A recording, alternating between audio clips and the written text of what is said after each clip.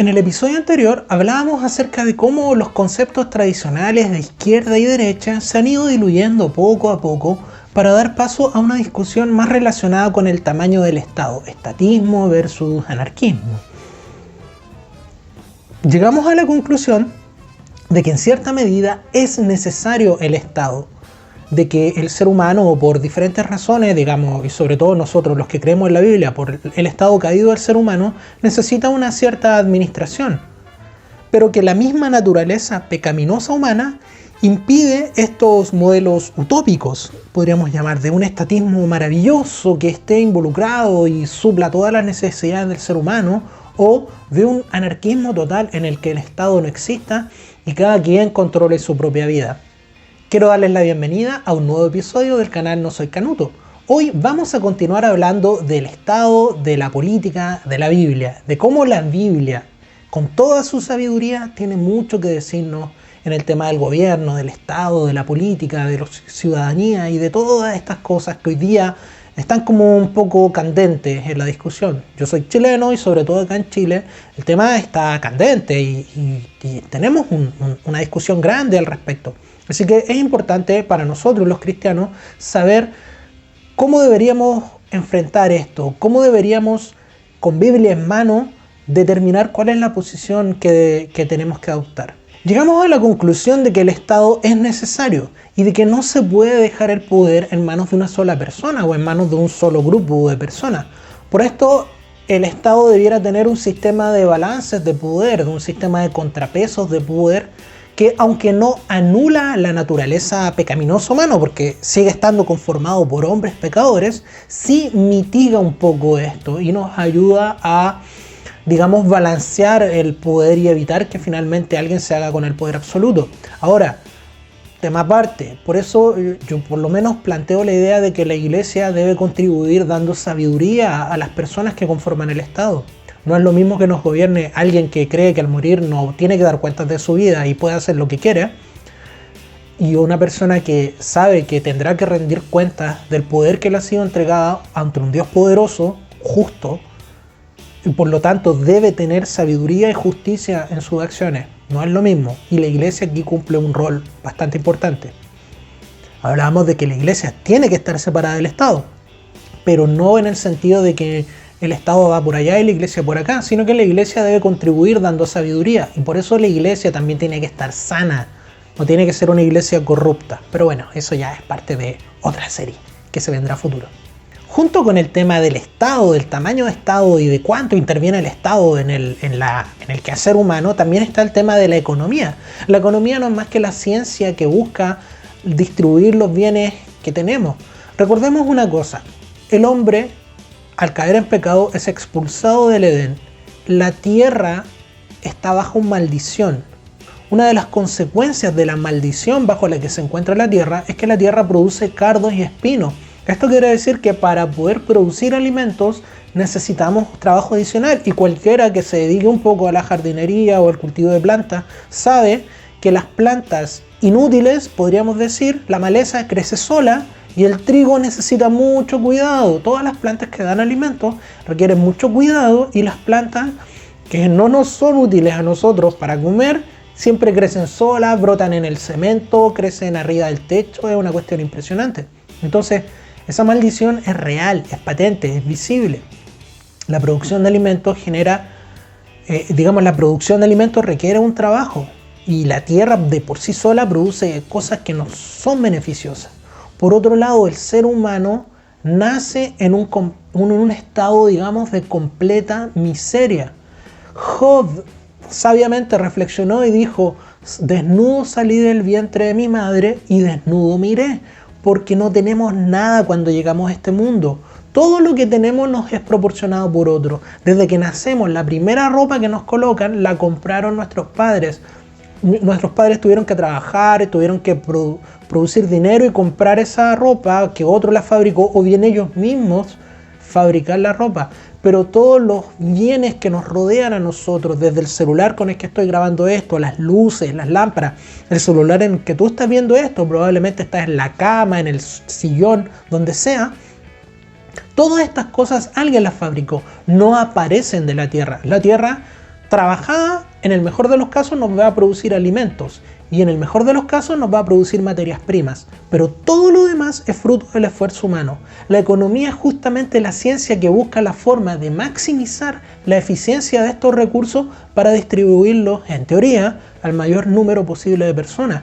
Así que la discusión económica también es importante y tiene que ver con esto de que cómo vamos a distribuir estos bienes escasos. Escasos, la palabra escasez tenemos que tenerla súper presente. Ahora quiero poner énfasis en otro punto, que esto es bien importante.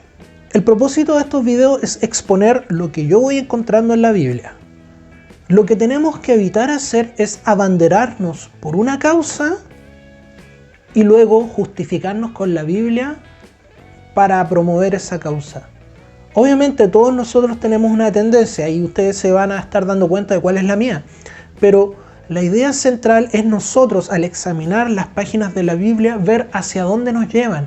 Y esa es la tendencia que nosotros deberíamos seguir. O sea, yo primero examino la Biblia, leo la Escritura, entiendo, ok, esto es lo que Dios recomienda para nosotros, y luego en el espectro político humano digo, esta es la posición que más se acerca. No vamos a tener un gobierno perfecto. No tenemos que buscar que un pastor gobierne o que un sacerdote gobierne. Eso no. Porque el rol del pastor es pastorear y el rol del sacerdote es, no sé cuál es, pero tiene su rol religioso. En el fondo, el propósito de entender la Escritura y llevarlo a la política es ser capaces de seleccionar un sistema para gobernarnos nosotros mismos. Y este punto es súper importante porque la mayoría, y conozco muchos cristianos que se abanderan por una causa sin ninguna justificación y luego buscan en la Biblia los versículos exactos para apoyarse, pero ignoran un montón de otras cosas que apuntan en una dirección generalmente contraria. Así que cierro este paréntesis y continúo. Como decíamos, lo primero es entender ya ponerle fin a esta discusión de que necesitamos un gobierno central. Olvidémonos del anarquismo. Mis amigos liberales, lo siento, pero su idea de la libertad total sin Estado, olvídenla. La naturaleza pecaminosa humana no la podemos ignorar. Es imposible ignorarla. Y por lo tanto, por el otro lado, no podemos dejar el poder en manos de una persona. Lo siento, absolutistas, a los que les gusta la monarquía, goodbye. No podemos dejar el poder en manos de una sola persona porque los seres humanos somos pecadores. Puede existir la fortuna, por gracia divina, de que tengamos un buen rey, pero eso no se ha de repetir. ¿No me creen? Lean los libros de los reyes de Israel que están en la Biblia. Se van a dar cuenta de que por cada 3 reyes buenos hay 10 malos. Entonces es mejor olvidarse del poder en manos de una sola persona. Así que la primera conclusión que extraemos es que tiene que existir un gobierno central y este gobierno central tiene que estar contrapesado. El sistema de separación de poderes de Montesquieu es fantástico y cumple perfectamente, así que lo podríamos tomar y aplicarlo. Poderes separados, el clásico republicano, legislativo, ejecutivo y judicial, separados y contrapesados para evitar que uno de estos poderes tome preponderancia sobre el otro. Pero bueno, eso también va aparte. Pero el punto central aquí es este. Tiene que existir un poder central y tiene que estar equilibrado. Ese es el primer punto. El siguiente punto es el protagonismo del individuo. Dios le da importancia al individuo y este es un hecho que tiene, digamos, una preponderancia y es transversal en toda la Biblia. Es cierto que Dios se relaciona con grupos, con el Israel antiguo, con la iglesia, por ejemplo, pero Dios tiene una relación personal, relevante y especial con cada uno de nosotros de forma individual. De hecho, nuestras responsabilidades, nosotros respondemos por nuestras decisiones delante de Dios de forma individual. Esto es tan importante que 4 de los 10 mandamientos están derechamente relacionados al individuo. ¿No me creen? Veamos. Éxodo capítulo 20, los 10 mandamientos. Saltémonos los primeros 5 y vámonos al sexto.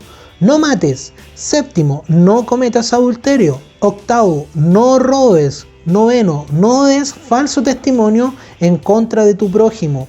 Décimo, no codicies la casa de tu prójimo. No codicies su esposa, ni su esclavo, ni su esclava, ni su buey, ni su burro, ni nada que le pertenezca.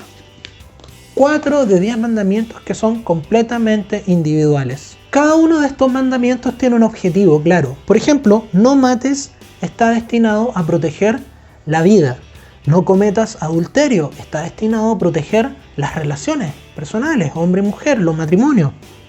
No robes, propiedad privada. Cada persona lo que tiene es de él, no debe ser tomado por otro. No des falso testimonio en contra de tu prójimo. La honra. Cada persona tiene una honra, una dignidad que no debe ser violada mediante falso testimonio. Y por último, no codicies la casa de tu prójimo. No codicies su esposa, ni su esclavo, ni su esclava, ni su buey, ni nada que le pertenezca. Este mandamiento tiene relación con el hecho de que cada persona tiene su propiedad y que a veces hay diferencias. Algunos tienen más, otros tienen menos. Hay desigualdades y están protegidas por los 10 mandamientos. Entonces hay algunos que están persiguiendo la igualdad total y viejo. El 10º mandamiento lo que nos dice es que hay desigualdad. Porque si fuéramos todos iguales, ¿quién codiciaría? Si todos tuviéramos exactamente lo mismo. Entonces este mandamiento reconoce implícitamente de que hay desigualdades, de que uno puede tener más y que otro puede tener otro. Y de hecho es interesante porque los mandamientos, por ejemplo, como no robes y no mates, que protegen a la persona y a la propiedad, este mandamiento de no codicies protege a los otros mandamientos. Es como un mandamiento escudo que evita que lleguemos a matar y a robar. Para mí un caso excepcional que se encuentra en la Biblia es el caso de David con Betsabé.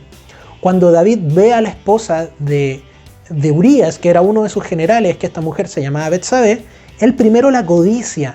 La ve, la encuentra hermosa y dice, viejo, me tengo que acostar con ella. Y luego utiliza su poder real, él era el rey, utiliza el aparato estatal, y aquí se ve claramente cómo el pecado afecta al Estado, para conseguir a esta mujer y acostarse con ella. Luego de tener relaciones sexuales, la dejó embarazada, y resulta que cuando la dejó embarazada, David se vio que estaba en problemas, así que manda a llamar al esposo, maquina que el esposo se acueste con ella, no le resulta y finalmente lo manda a matar. Y se queda con la esposa de Urías. Es una historia bastante sórdida, pero que está ahí para mostrarnos, primero, lo que pasa con el poder estatal y segundo, cómo el pecado afecta al Estado. Y finalmente muchas personas que se valen del poder estatal. Pero si él no hubiera codiciado, hubiera obedecido este 10º mandamiento de no codiciar, ok, ya, me gustó, pero ok, yo no puedo codiciarla, no puedo maquinar para hacerla, quedo protegido de violar los otros, de mentir, de robó a la esposa de otro hombre y adulteró y mató finalmente a Urías. El tipo a todo esto era un tipo excepcional. Entonces, finalmente estos mandamientos protegen mucho al individuo, protegen las relaciones individuales. Además, este mandamiento es claramente, podríamos decir que entre líneas te dice, confórmate con lo que tienes y trabaja por lo tuyo. Porque en el fondo te está diciendo, no codicies la casa, el buey, nada que le pertenezca a tu prójimo. Si él tiene un Ferrari y yo no, bueno, él lo tiene. Él algo hizo para tenerlo y yo no tengo que codiciarlo, yo no tengo que envidiarlo. Y yo tendré lo mío que otro no debería codiciarme. Y esto es lo que me gusta también de los 10 mandamientos, y en especial de estos que van relacionados al individuo, porque son bidireccionales. ¿Y qué provocan? Tienen un deber que conlleva un derecho. Es decir, cuando se me ordena no matar, en el fondo lo que estoy haciendo es respetando la vida. Cuando se me dice no robes, lo que se está haciendo es respetar la propiedad privada. Y empiezan a emanar ciertos derechos de estos 10 mandamientos. Por ejemplo, del mandamiento no mates, emana el derecho a la vida. Del mandamiento no robes, emana el derecho a la propiedad. Y de hecho, también el no adulteres, también, aunque a algunos no les gusta esto de ver a la esposa como propiedad, pero está bien. Pero en el fondo es una relación, es mi matrimonio. Y nadie debería tratar de meterse con mi mujer. Y yo, al estar casado, no debería andarme metiendo con nadie. Por lo tanto, protege las relaciones, protege la propiedad privada y las relaciones privadas. Y finalmente, el mandamiento de no levantes calumnia contra tu prójimo y no codicies a tu prójimo, respeta el proyecto de vida del otro. Cada persona tiene un proyecto de vida. Puede que a mí no me guste, puede que incluso su proyecto esté yendo en contra de otras leyes de Dios, pero no es mi problema. Lo que él ha conseguido es suyo y a mí no me tiene que importar. Tengo que alegrarme por lo que obtiene mi vecino, tengo que alegrarme por lo que otras personas han conseguido con su esfuerzo y yo no debo codiciar. Entonces, estos mandamientos engloban un modelo de sociedad bastante interesante y que muchos sin quererlo lo desean, pero no se dan cuenta que está justamente en el libro que no quieren leer. Pero bueno, no hablemos solo de esto de deberes y derechos, porque más adelante la Biblia nos va mostrando otras cosas acerca de cómo debería configurarse el gobierno humano. Vámonos ahora al libro de Levítico. El Levítico 19:15 dice esto, que es bien interesante: no perviertas la justicia, ni te muestres parcial en favor del pobre o del rico, sino juzga a todos con justicia. ¿Y qué es lo que pasa en nuestros sistemas judiciales? A veces al pobre se le da el favor por ser pobre. No, es que él es una víctima de la sociedad y por lo tanto hay que dejarlo en libertad aunque haya matado a alguien. Y el rico, como usted tiene que compartir lo suyo y usted no puede defender lo suyo, así que se va a ir a la cárcel por tratar de defender lo suyo. O no, esta persona es muy importante, así que no podemos meterla en la cárcel y no puede pagar sus culpas, no debería pagar por los delitos que ha cometido, lo vamos a mandar a clases de ética. Entonces la justicia se vuelve parcial, ¿no? Pero ¿qué es lo que nos ordena la Biblia? El sistema judicial debe ser justo. No debe mostrarse parcial ni a favor del pobre ni a favor del rico. Y aquí hay un punto importante. Nadie me puede negar que la piedra angular, digamos, que sostiene todo el aparato estatal es el sistema de justicia. Todos los otros poderes van a depender y van a estar sostenidos en el sistema judicial, como si el sistema judicial estuviera aquí al centro y soportara el peso de todos los demás poderes. ¿Por qué? Si el sistema judicial es corrupto, el Estado se desmorona. Porque, por ejemplo, podemos tener políticos ladrones que se estén confabulando con ciertas corporaciones y permitir un proyecto quizás que viola ciertas normas ambientales. Podríamos tener, productores de ciertos bienes que se coluden y se ponen de acuerdo para subir los precios al mismo tiempo de forma de perjudicar al consumidor y obtener mayores ganancias. Estas cosas se dan, pueden ocurrir, pero si no existe un sistema judicial que detenga estas acciones, estamos perdidos. Por lo tanto, el corazón, digamos, del derecho, de la justicia, por eso se usa el término justicia. Porque si el sistema judicial funciona correctamente, los políticos corruptos no van a estar en la calle mucho tiempo, los empresarios que se coluden y que abusan de su poder no van a estar en la calle mucho tiempo. Pero si el poder judicial está corrupto, todo lo demás se desmorona. Más adelante, en Deuteronomio 16:19, vuelve a decir: no pervertirás la justicia, ni actuarás con parcialidad. No aceptarás soborno, pues el soborno nubla los ojos del sabio y tuerce las palabras del justo. Nuevamente, insiste en esto. Ya cuando la Biblia empieza a insistir en algo es porque es importante. No se debe pervertir la justicia. El sistema judicial es súper importante y es súper relevante porque es el que protege al ciudadano de los abusos del Estado. Así que el poder judicial debe estar limpio y debe ser completamente libre de soborno. Esa es la condición ideal. Así que recapitulemos hasta aquí. Ya, tenemos claro, hay una necesidad de un gobierno. El gobierno debe buscar una forma de equilibrar el poder para que no caiga en manos de una sola persona. Además, el gobierno ha de estar centrado en el individuo. El individuo es el objetivo central del Estado. No el Estado por sí mismo, sino que el individuo. El Estado debe estar a servicio del individuo. 4 de los 10 mandamientos están relacionados a proteger al individuo. Por lo tanto, el individuo tiene un protagonismo muy importante. Así que ya el estatismo, a mí por lo menos yo de esto, solo analizando estos 10 mandamientos, se me empieza a desaparecer. Me empiezo a alejar un poco del estatismo. ¿Por qué? Porque finalmente lo que busca la Biblia es que el hombre tenga la libertad final, el objetivo final de la Biblia es que el hombre pueda relacionarse individualmente con Dios. Y nada debe interponerse en esa relación, que es la más importante que deberíamos tener. El Estado no puede controlar las relaciones humanas, menos a ese nivel. Y pongan atención a esto, los países más estatistas, los países donde el Estado empieza a tomar una relevancia, lo primero que hacen es perseguir el cristianismo, porque desde adentro ellos saben que el cristianismo es contrario al estatismo. Así que ojo con esto, si tú eres cristiano y te encanta esto del Estado y crees que todo debería estar en manos del Estado, ojo, empieza a poner atención y empieza a pensar en esto. Medítalo. A mí no me gusta imponer las cosas así como, no, deberías cambiar, arrepiéntete. No. Piénsalo. Piensa si tengo o no tengo razón. ¿Qué es lo que dice aquí la Biblia? Te va llevando al individuo. Y hay otro punto que es súper importante, que a mí me encantó cuando me di cuenta de este detalle. La Biblia está enfocada en los deberes. Y luego los deberes conllevan derechos. Me explico.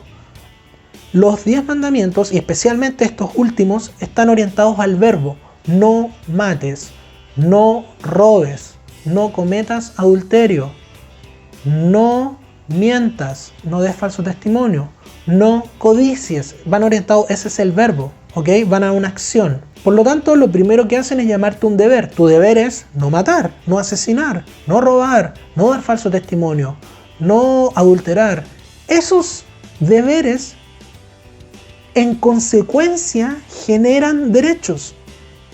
Porque si todos nosotros respetamos, por ejemplo, el mandamiento de no matar, todos nosotros, se forma una red donde todos nosotros sabemos que nos debemos matar y surge el derecho a la vida.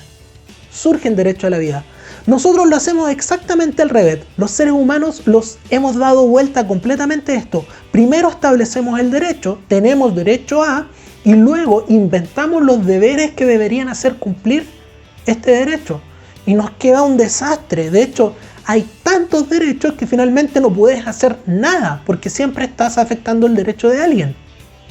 Pero la Biblia, y aquí se ve la sabiduría, y aquí este tipo de cosas a mí me demuestran que esto no es humano, que esto viene de una mente muy superior, estableció los deberes. Y los deberes generan derechos. Entonces, el derecho a la propiedad privada, no es que la Biblia dice, existe el derecho a la propiedad privada, no, la Biblia dice no robes. Y eso en consecuencia genera el derecho de la propiedad privada. Algo muy inteligente tenía Dios con esto, porque en el fondo los derechos terminan emanando como la consecuencia de la aplicación de estos deberes.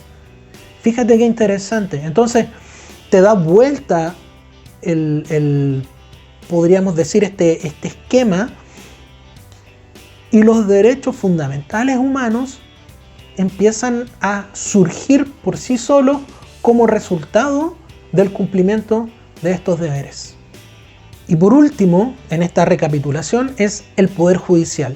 El Poder Judicial debe ser objetivo, neutral y completamente libre del soborno. El soborno es lo peor, es el ácido que destruye al sistema judicial.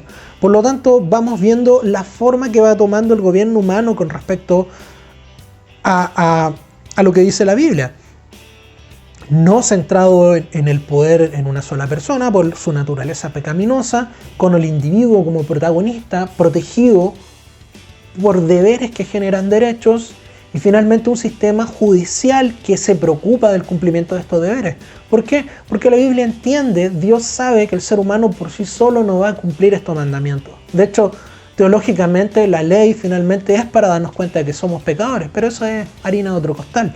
De esta forma se va configurando un sistema de gobierno que podría funcionar en cierta medida con la naturaleza pecaminosa del humano en cuenta.